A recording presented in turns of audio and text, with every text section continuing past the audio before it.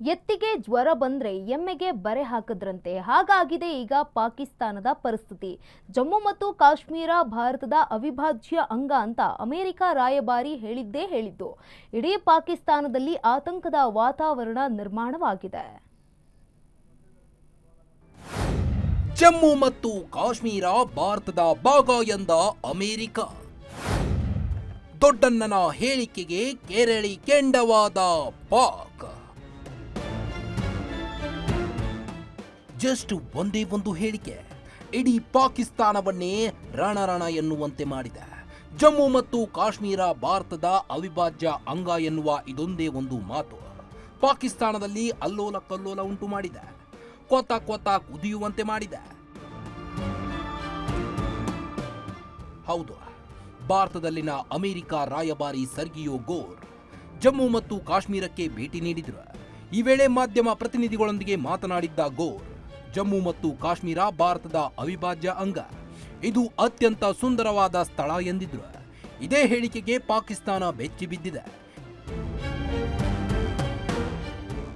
ಇದಕ್ಕೆ ತೀವ್ರ ಆಕ್ಷೇಪ ವ್ಯಕ್ತಪಡಿಸಿರುವ ಪಾಕಿಸ್ತಾನ ಇಸ್ಲಾಮಾಬಾದ್ನಲ್ಲಿರುವ ಅಮೆರಿಕದ ರಾಯಭಾರಿ ನತಾಲಿ ಬೇಕರ್ಗೆ ಸಮನ್ಸ್ ಜಾರಿಗೊಳಿಸಿದೆ. ಮತ್ತೊಂದೆಡೆ ಪಾಕಿಸ್ತಾನದ ವಿದೇಶಾಂಗ ಸಚಿವಾಲಯ ಜಮ್ಮು ಮತ್ತು ಕಾಶ್ಮೀರವನ್ನ ಭಾರತದ ಭಾಗ ಎಂದು ಬಿಂಬಿಸಿರುವುದನ್ನು ತೀವ್ರವಾಗಿ ಖಂಡಿಸಿದೆ. ಅಮೆರಿಕ ಹೇಳಿಕೆ ಬೆನ್ನಲ್ಲೇ ಕ್ಷಿಪಣಿ ಪರೀಕ್ಷೆಗಿಳಿದ ಪಾಕ್.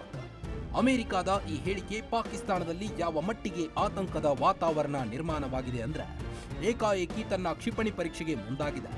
750 ಕಿಲೋಮೀಟರ್ ವ್ಯಾಪ್ತಿಯ ಆಕಾಶ ಮಾರ್ಗವನ್ನ ನಿರ್ಬಂಧಿಸಿ ಪಾಕಿಸ್ತಾನ ಆದೇಶ ಹೊರಡಿಸಿದೆ.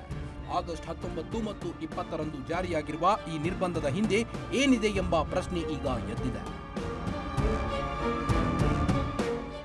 ಸಾಮಾನ್ಯವಾಗಿ ಕ್ಷಿಪಣಿ ಪರೀಕ್ಷೆ ನಡೆಸುವ ಮುನ್ನ ಅದರ ಹಾರಾಟದ ಮಾರ್ಗವನ್ನ ನಿರ್ಬಂಧಿಸುವುದು ಸೇನಾ ಸುರಕ್ಷತಾ ಪ್ರಕ್ರಿಯೆ ಒಂದು ಭಾಗ.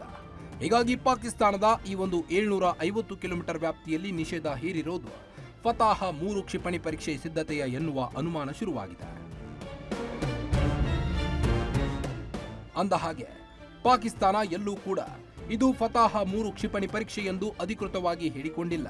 ಆದರೆ 750 ಕಿಲೋಮೀಟರ್ ಆಕಾಶಕ್ಕೆ ಬೀಗ ಹಾಕಿರೋದು ಹಲವು ಅನುಮಾನಗಳಿಗೆ ಎಡೆ ಮಾಡಿಕೊಟ್ಟಿದೆ.